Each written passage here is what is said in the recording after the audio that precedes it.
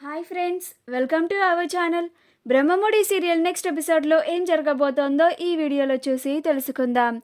అప్పుని ప్రేమిస్తున్నానని నిజం ఒప్పుకున్న కళ్యాణ్ అసలేం జరిగింది అని తెలుసుకోవడానికి ఈ వీడియోని స్కిప్ చేయకుండా ఎండ్ వరకు చూసేయండి.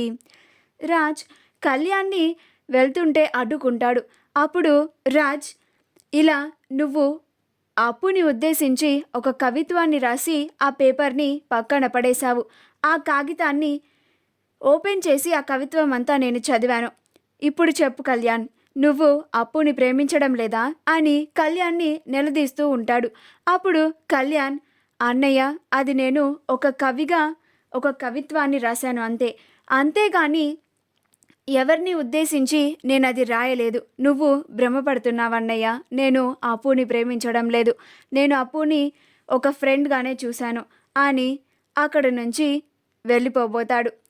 అప్పుడు రాజ్, ఆగురా కళ్యాణ్, నువ్వు ఎందుకని నీ మనసులో ఉన్న మాటని బయట పెట్టడం లేదు? ఇవాళ ఎట్టి పరిస్థితుల్లోనూ నువ్వు అసలు నిజం బయట పెట్టి తీరాల్సిందే. ఎందుకంటే నువ్విప్పుడు ఏం మాట్లాడకుండా మౌనంగా ఉంటే అప్పు నీకు ఇంకా జీవితంలో దక్కదురా కళ్యాణ్. వచ్చే వారమే అప్పుకి పెళ్ళి జరగబోతోంది. నువ్విప్పుడు అప్పుని ప్రేమిస్తున్నానని ఒక్క మాట చెప్పు, నేను వెంటనే వెళ్ళి అప్పు వాళ్ళ అమ్మా నాన్నలతో మాట్లాడతాను అని అంటాడు. అప్పుడు కళ్యాణ్, అలా ఏం అవసరం లేదన్నయ్య. అప్పు ఆ పెళ్ళి చేసుకోవడానికి ఇష్టపడుతుంది. అప్పుని ఆ పెళ్ళి చేసుకోనివ్వు, చాలా సంతోషంగా ఉంటుంది. అప్పు సంతోషమే నాకు కావాలి అని అంటాడు. అప్పుడు రాజ్, నువ్విలాగా దిగాలు పడిపోయి నువ్వొక్కడివే బాధపడుతూ డిప్రెషన్లోకి వెళ్ళిపోతే మేము నిన్ను ఇలా చూడలేకపోతున్నాం రా. నిన్ను చూసి తట్టుకోలేకపోతున్నాం. నువ్వు ఒక్క మాట చెప్పు, ఇంట్లో ఎవ్వరు ఒప్పుకున్నా ఒప్పుకోకపోయినా నేను నిలబడి మీ ఇద్దరికి పెళ్లి చేస్తాను అని కళ్యాణ్కి మాట ఇస్తాడు. అప్పుడు కళ్యాణ్, నువ్వు మా ఇద్దరికి పెళ్లి చేయాలి అనుకున్నా అప్పుకి నన్ను చేసుకోవాలని ఉండాలి కదా అన్నయ్య అని అనుకుంటూ ఉంటాడు. అప్పుడు రాజ్, మాట్లాడవేంట్రా, ఇంకా మౌనంగా ఉంటావేంట్రా? నీ మనసులో అప్పు ఉంది అని అందరి ముందు నిజం ఒప్పుకో అని అంటాడు. అప్పుడు ధాన్యలక్ష్మి, ఏంటి కళ్యాణ్ ఇది? నువ్వు నిజంగానే అప్పుని ప్రేమిస్తున్నావా, పెళ్లి చేసుకోవాలి అని అనుకుంటున్నావా అని అంటుంది. అప్పుడు కళ్యాణ్, లేదమ్మా అని అంటాడు. అప్పుడు ధాన్యలక్ష్మి, మరి రాజ్ ఎందుకని అంతలాగా నిన్ను నిలదీస్తున్నాడు? రాజ్ ఏది కూడా ఏ కారణం లేకుండా కూడా ఒక విషయం గురించి ఇంతలాగా మాట్లాడడు అని అంటుంది. అప్పుడు కళ్యాణ్, లేదమ్మా, అన్నయ్య భ్రమపడ్డాడు అంతే అని అంటాడు. అప్పుడు రాజ్, ఎలాగైనా సరే కళ్యాణ్ నోటి నుంచి నిజం బయటికి రాపట్టాలి అని కళ్యాణ్ చేతిని తీసుకొని తన తలపైన పెట్టుకొని, రే కళ్యాణ్, నువ్వు కనుక ఇప్పుడు నీ మనసులో ఉన్న మాట బయటకి చెప్పకపోతే నా మీద ఒట్టే అని అంటాడు. అప్పుడు కళ్యాణ్, అన్నయ్య, ఏంటన్నయ్య నువ్వు చేసిన పని అని అంటాడు. అప్పుడు రాజ్, ఇప్పుడు నిజం చెప్పరా అని అంటాడు. అప్పుడు కళ్యాణ్, అవునన్నయ్య, నేను నిజంగానే అప్పుని ప్రేమిస్తున్నాను. కానీ అప్పుకి పెళ్లి సంబంధం కుదిరింది కదా, అప్పుకి ఆ పెళ్ళి ఇష్టమే అని చెప్పింది. ఎలాగైనా అప్పు సంతోషమే కదా నాకు కావాలి. అప్పుకి ఈ సంబంధం ఇష్టం లేకపోతే నేను నా ప్రేమ విషయాన్ని అప్పుకి చెప్పి అప్పుని పెళ్లి చేసుకుందామని కూడా అనుకున్నాను.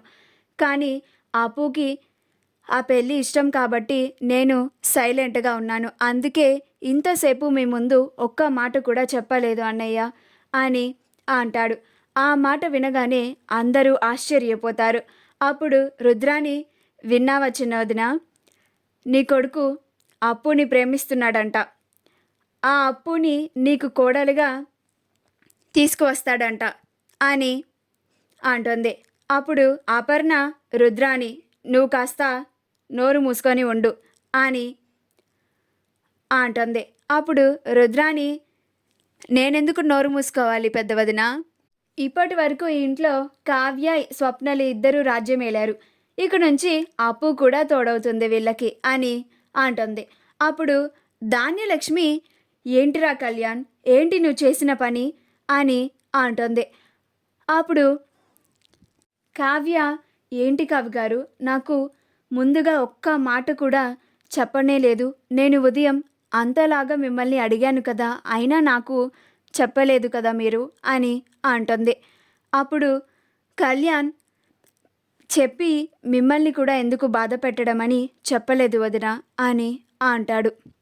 అప్పుడు ధాన్యలక్ష్మి, చాలా ఆపు కావ్య, నీకు తెలియనట్టు ఎందుకు నటిస్తున్నావు? నీ ప్లాన్ సక్సెస్ఫుల్గా కంప్లీట్ అయ్యింది కదా, ఎలాగైనా సరే నీ చెల్లిని కళ్యాణ్కి ఇచ్చి పెళ్లి చేయాలి అని అనుకుంటున్నావు. ఇప్పుడు కళ్యాణ్ గ్రీన్ సిగ్నల్ ఇచ్చేశాడుగా, ఇక నువ్వు చక్కగా మీ చెల్లిని ఈ ఇంటికి కోడలుగా తీసుకొచ్చేయచ్చు అని అనుకుంటున్నావా అని అంటుంది. అప్పుడు కావ్య ధాన్యలక్ష్మి మాటలకి ఆశ్చర్యపోతుంది. నేనెందుకు అలా అనుకుంటాను చిన్నత్తయ్య, నేను మీకు నిన్నే చెప్పాను, నాకు అలాంటి ఉద్దేశం కూడా లేదు అని అని అంటుంది. అప్పుడు ధాన్యలక్ష్మి, ఎందుకు కావ్య ఇంకా అందరి ముందు నటిస్తున్నావు అని అంటుంది. అప్పుడు కావ్య, నటించాల్సినంత అవసరం నాకు లేదు చిన్నత్తయ్య అని అంటుంది. అప్పుడు ధాన్యలక్ష్మి, ఇదంతా వెనుకుండి మొత్తం నువ్వే నడిపిస్తున్నావు కావ్య అని అంటుంది. అప్పుడు కావ్య, మీరు కూడా మీ కోడలిలాగా మాట్లాడుతున్నారేంటి చిన్నత్తయ్య, మొత్తం వెనుకుండి నడిపించాల్సినంత అవసరం నాకు లేదు. పైగా నేను కోరి కోరి నా చెల్లిని ఇంటికి తీసుకురావాలని కూడా అనుకోవడం లేదు కూడా అని అంటుంది. నాకు కవి గారు ఇప్పుడు చెప్తేనే కానీ నాకు ఆ విషయం అస్సలు తెలియదు అని అంటుంది. అప్పుడు రాజ్, పిన్ని, దీని గురించి కళావతికి అసలు ఏమీ తెలియదు. నువ్వు ఈ విషయంలో కళావతిని ఇలాంటి మాటలడం అనడం అస్సలు బాగోలేదు. ఇంకొక మాట నా భార్యని అంటే మాత్రం నేను ఊరుకోను అని అంటాడు. అప్పుడు ధాన్యలక్ష్మి నోరు మూసుకొని సైలెంట్గా ఉంటుంది. అప్పుడు ప్రకాశం, బాగా అయ్యిందా ఇప్పుడు, నోటికి ఎంత వస్తే అంత మాట్లాడడం, ఇలా మాటలు అనిపించుకోవడం, నీకు అలానే అవ్వాలి అని అంటాడు. ప్రకాశం కళ్యాణ్ దగ్గరికి వచ్చి, నాన్న కళ్యాణ్, నీ నిర్ణయమే మా నిర్ణయం కూడా. నీకు ఏది చేయాలనిపిస్తే అది చెయ్యి. అప్పు నీకు కావాలి అని ఒక్క మాట చెప్పు, వెంటనే మేము వెళ్ళి అప్పు వాళ్ళ అమ్మా నాన్నలతో మాట్లాడి మీ పెళ్లి చేయడానికి అంతా సిద్ధం చేస్తాం. నువ్వు సంతోషంగా ఉండడమే మాకు కావాల్సింది అని అంటాడు. మా వీడియో కనుక మీకు నచ్చినట్లయితే లైక్ చేయండి, షేర్ చేయండి, మా ఛానల్ని సబ్స్క్రైబ్ చేసుకోండి, పక్కనే ఉన్న బెల్ ఐకాన్ని క్లిక్ చేయడం మాత్రం మర్చిపోకండి.